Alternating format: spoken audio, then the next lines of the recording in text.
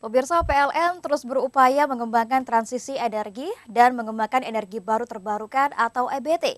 Saat ini sudah ada 13% pembangkit milik PLN di seluruh Indonesia yang menggunakan energi hijau atau EBT. Ditargetkan tahun 2025 akan mencapai 23% dengan pertumbuhan setiap tahunnya berkisar 4-5%.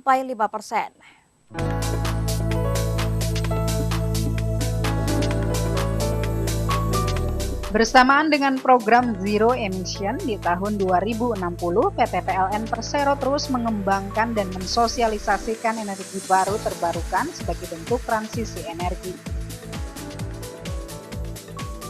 PLN menargetkan tahun 2025 dapat mencapai 23% pembangkit yang dimiliki untuk menghasilkan energi yang lebih bersih.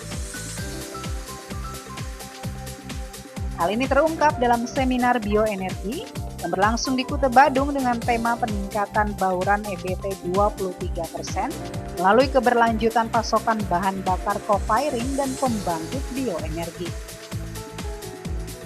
Transisi energi ini dilakukan untuk mendukung teknologi ramah lingkungan dari energi fosil yakni batu bara ke energi hijau dalam rangka pengurangan emisi karbon. Diungkapkan Direktur Mega Proyek dan EBT PLN Wiluyo Kusdwiharto, saat ini PLN telah menggunakan bioenergi di pembangkit listrik tenaga uap atau PLTU melalui teknologi co-firing. Sampai saat ini masih 13%, tapi kita optimis ada beberapa proyek besar yang sedang kita bangun, dan insya Allah proyek besar itu bisa masuk antara tahun ini sampai tahun 2025. Targetnya fluktuasi, jadi ada yang 5%, ada yang 4%, sampai 2025 kita harus mencapai 23%. Saat ini, PLN tengah menggenjot program co-firing atau pencampuran biomasa dengan batu bara pada PLTU. Harapannya, hingga tahun 2025 kebutuhan biomasa PLN yang kurang lebih mencapai 10 juta ton untuk mensubstitusi 10% dari kebutuhan batu bara.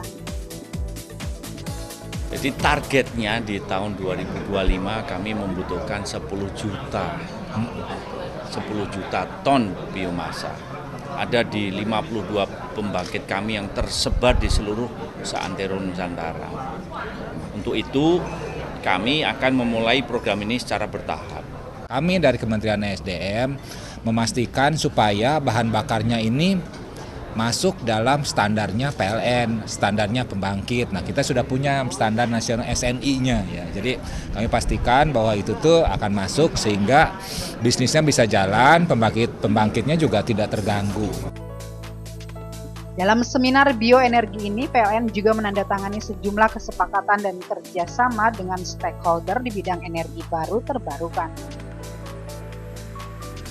Di antaranya, penandatanganan pengadaan biomasa dan program co-firing di lingkungan mega proyek PT PLN Persero, antara lain kesepakatan bersama antara PLN dan Pemkot Cilegon untuk penyediaan bahan bakar jumputan padat atau BBJP PLTU Suralaya, memanfaatkan sampah di TPSA Bagendung Cilegon. Penyediaan tenaga listrik energi bersih kawasan pelabuhan dengan PT ASDP Indonesia Ferry Persero, serta penyediaan BBJP dan serbu kayu di lingkungan Jitempro PT PLN Persero. Dari Kuta Badung, Tim Liputan iNews melaporkan.